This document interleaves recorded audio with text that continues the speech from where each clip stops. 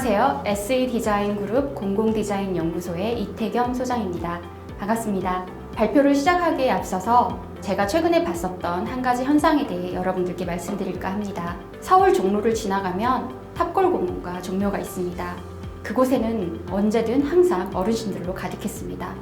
그러나 코로나 사태 이후 실내든 실외든 사람들이 많이 모이던 곳은 출입이 통제되었고 공공장소도 마찬가지입니다. 그 이후로 제가 종로를 지나갈 때 어르신들을 뵙기는 참으로 힘들어졌습니다. 그렇다면 그 많은 노인들은 모두 어디로 가는 것일까요? 종로에서 많은 생활을 영위하고 친구들을 만나던 어르신들의 일상은 어떻게 바뀌고 있는 것일까요? 저는 그런 의문점으로 이 발표를 준비하였습니다. 우리나라는 이미 2000년에 고령화 사회에 진입했습니다. 피터 자이안이 제시한 전 세계 인구 통계에 따르면 2020년 한국의 평균 연령은 이미 40세를 넘어가고 있습니다. 2030년에는 평균 연령이 50세에 육박할 것으로 보입니다. 인구가 5천만 명일 경우 2,500만 명이 50세 이상이라는 얘기가 되겠습니다. 그럼 불과 5년 후인 2025년에는 우리나라 인구의 20%가 65% 이상인 초고령 사회로의 진입이 확실시되고 있죠. 고령화의 가속화와 함께 고령 장애인 비율 또한 증가하고 있는데요. 2018년 기준으로 장애인 인구는 250만 명이었습니다. 그 중에 65세 이상 장애인 비율은 50% 가까이 증가했습니다. 비장애인이지만 노화로 행동에 제약이 발생할 가능성이 높은 고령자까지 포함하면 그 비율은 가파르게 수직 상승할 것으로 예상이 됩니다. 초고령화 사회까지 남은 시간 불과 5년. 미래가 아니라 바로 현재의 일입니다. 초고령화 사회가 됨에 따라서 돌봄에 대한 사회적 비용도 급격하게 증가하고 있습니다. 2025년 65세 이상 노인의 진료비는 60조 원으로 추산됩니다. 2019년 기준으로 현재도 이미 65세 이상 노인 진료비는 전체 진료비의 40%를 넘어섰습니다. 이런 상황에서 사회 전체를 볼 때 돌봄에 대한 사회적 비용 증가를 완화하는 것은 안정적인 사회, 건강한 복지를 위해 필수적인 일이 되었습니다. 무엇보다 생애 끝까지 존엄한 삶을 위해 노인 건강 관리에 대한 관심과 실질적 지원이 그 어느 때보다 절실한 상황입니다. 이에 대한 하나의 방안으로 지역 공동체와 함께 할 수 있는 노인 놀이터 조성은 적극적이고 실효성 있는 대안이라 생각됩니다.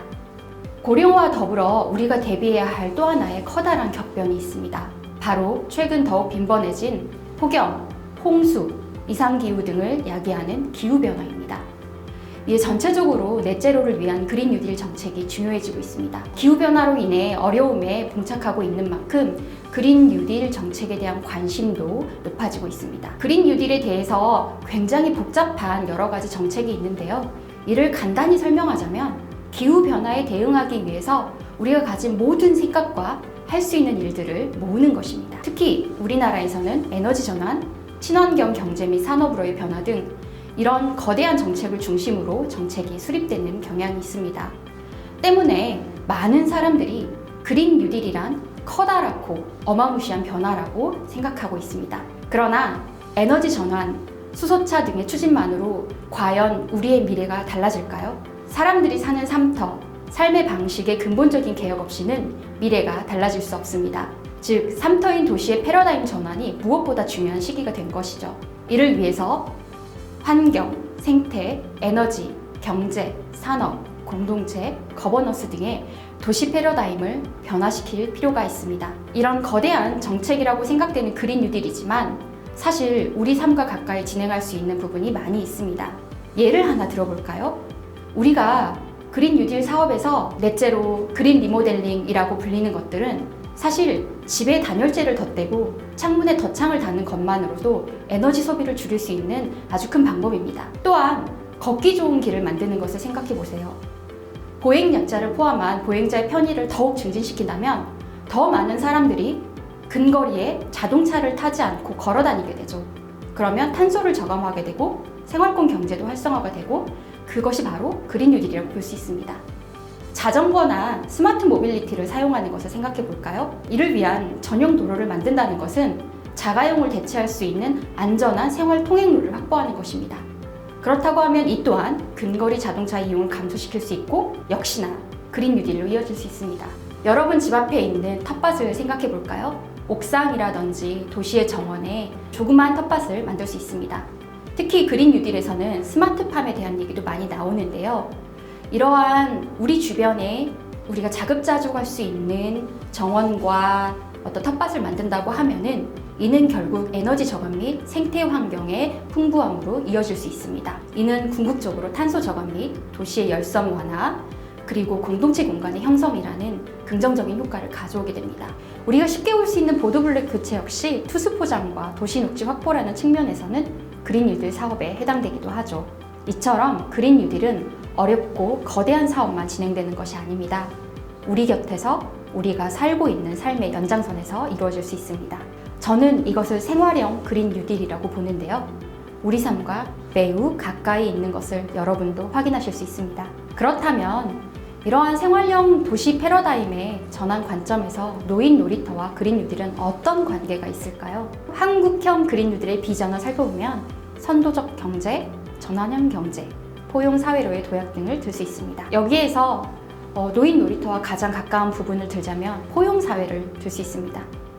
포용 사회란 사회적으로 불평등을 줄이는 것인데요. 이거는 사회적 불평등을 줄이는 것이기도 하고 물리적 환경을 개선을 통해서 사회적 불평등을 완화하는 방식이기도 합니다.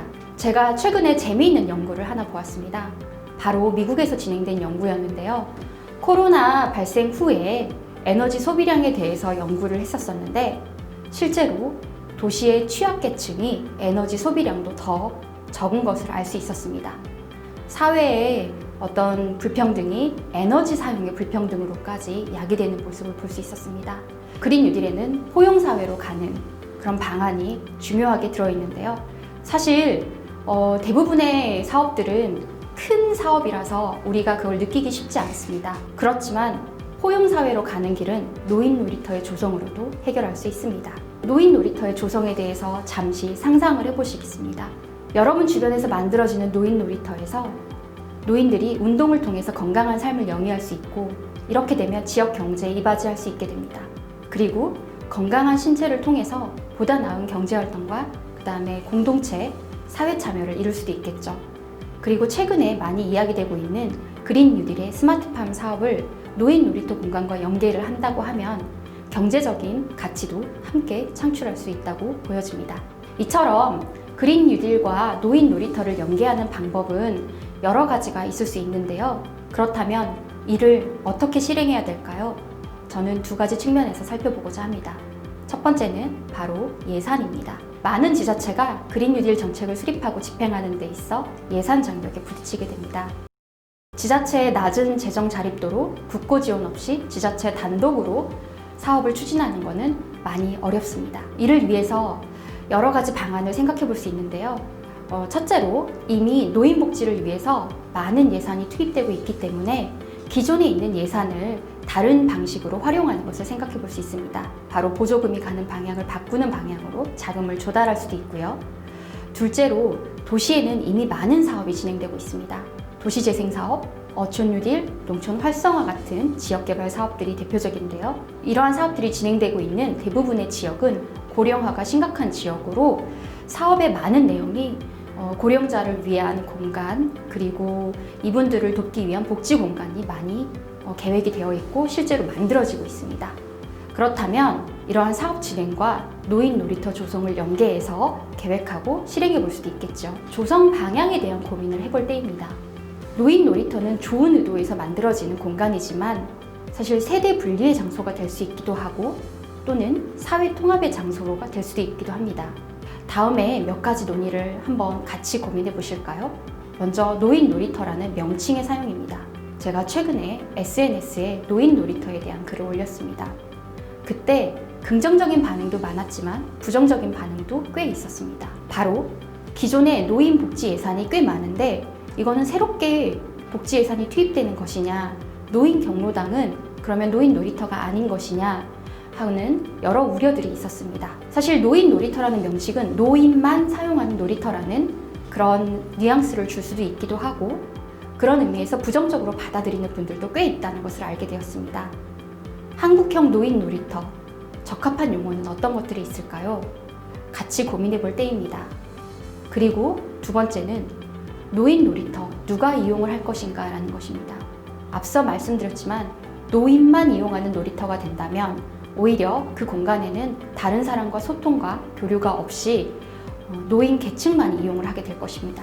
그렇다면 사회 통합의 공간보다 계층 분리의 공간이 될 가능성도 큽니다. 이러한 부분들을 고려해서 이용자를 결정해야 되겠죠. 다음은 노인 놀이터를 어디에 만들지입니다.